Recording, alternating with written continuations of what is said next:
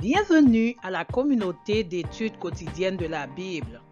Nous remercions tous les membres de la communauté pour leur fidélité à notre channel. Nous remercions également tous les membres de la communauté qui ont partagé nos contenus. Merci de votre fidélité. Chers amis, nous avons une surprise pour vous en ce jour. La première personne qui trouve l'auteur du psaume 1er aura un cadeau de la communauté. L'auteur du psaume 1er.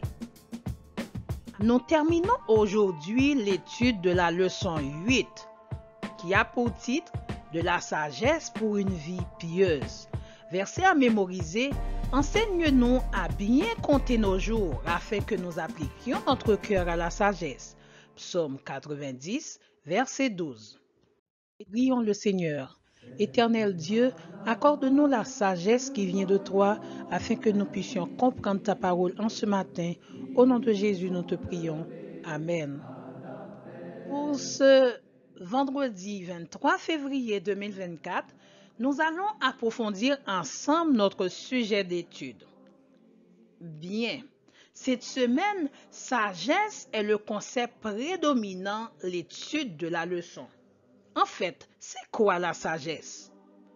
Nous avons trouvé une panoplie de définitions du dit concept, car seulement dans le dictionnaire Larousse, nous en avons répertorié 7.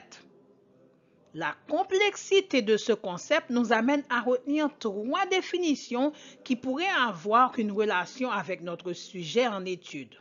Par conséquent, la sagesse se définit pour nous comme, premièrement, l'idéal supérieur de vie proposé par une doctrine morale ou philosophique, comportement de quelqu'un qui s'y conforme, par exemple la sagesse orientale. Deuxièmement, la qualité de quelqu'un qui fait preuve d'un jugement droit, sûr, averti dans ses décisions, ses actions. Nous pouvons parler de discernement, raison. Et enfin, le comportement d'un enfant tranquille, obéissant. Selon Logman, cité par Sola, il n'y a pas de sagesse possible en dehors d'une relation avec Dieu qualifiée par la révérence et l'admiration profonde. Cependant, nous vivons actuellement une période où tout le monde est en quête du bonheur. Tout le monde veut être heureux en faisant fi de la sagesse de Dieu. Il semble que la notion de sagesse perd de plus en plus sa valeur dans notre société au profit du bonheur. Quelle en est la raison? Avant tout, c'est quoi le bonheur? Par cette deuxième question, nous allons utiliser encore une fois des définitions simples du dictionnaire Larousse pour en apporter une réponse. Le bonheur se définit comme étant, premièrement, une bonne chance, une circonstance favorable.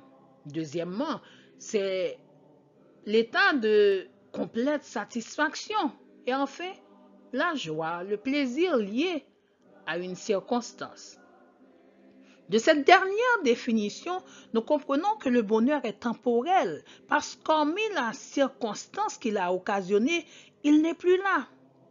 Tandis que Fox, cité également par cela, nous rappelle que la sagesse a comme fonction de protéger l'un contre les tentations de ce monde ainsi que contre ses passions, en l'équipant par les principes de la sagesse à guider ses désirs vers un comportement qui manifeste un caractère moral juste. Comme l'a si bien souligné les définitions choisies, la sagesse façonne notre comportement. Chers amis de la communauté, la bonne nouvelle pour nous en tant que croyants, c'est que nous n'avons pas à choisir entre le bonheur et la sagesse, parce que les deux se distinguent, pourtant ils sont complémentaires avec Dieu. Le bonheur authentique qui n'est pas défini par la chance, les circonstances, peut nous être octroyé par Dieu. Selon le psaume 1er, celui qui marche dans les voies de l'Éternel est heureux. Nous avons été mis en relation cette semaine avec des concepts concrets et non abstraits. Dieu nous donne le choix de faire cette expérience avec lui comme un enfant obéissant. Approchons-nous devant le trône. Nous attirons notre attention, chers amis de la communauté, sur le psaume 25, verset 14. Les secrets du Seigneur sont pour ceux qui le craignent, pour leur faire connaître son alliance. Faisons de la parole de Dieu notre source d'approvisionnement spirituel. Nourrissons bien notre âme afin que nous puissions demeurer dans la foi. Même si le bonheur circonstanciel nous paraît attrayant, restons dans les voies qui conduiront à la sagesse divine et qui nous amèneront sûrement au salut.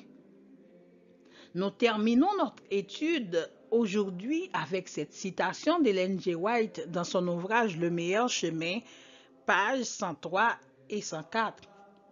Remercions Dieu des tableaux riants qu'il étale sous nos yeux. Recueillons afin de pouvoir les contempler toujours, les précieuses assurances de son amour, le Fils de Dieu quittant le trône de son Père et voilant sa divinité sous notre humanité afin d'arracher l'homme à la puissance de Satan. Son triomphe en notre faveur, triomphe qui nous ouvre les portes du ciel et nous révèle le lieu où la divinité manifeste sa gloire. L'humanité déchue, retirée de l'abîme dans lequel le péché l'avait plongée et réintégrée dans la communion du Dieu infini. Le croyant sortant dans la loi au Rédempteur, victorieux de l'épreuve, revêtu de la justice de Jésus-Christ et élevé jusqu'à son trône. Voilà les tableaux sur lesquels le Seigneur veut que nous arrêtions nos regards. Nous vous donnons rendez-vous à la semaine prochaine. Prions le Seigneur. Éternel Dieu, aide-nous à demeurer dans ta sagesse afin que nous puissions cheminer avec toi jusqu'à ton retour. Au nom de Jésus, nous te prions. Amen.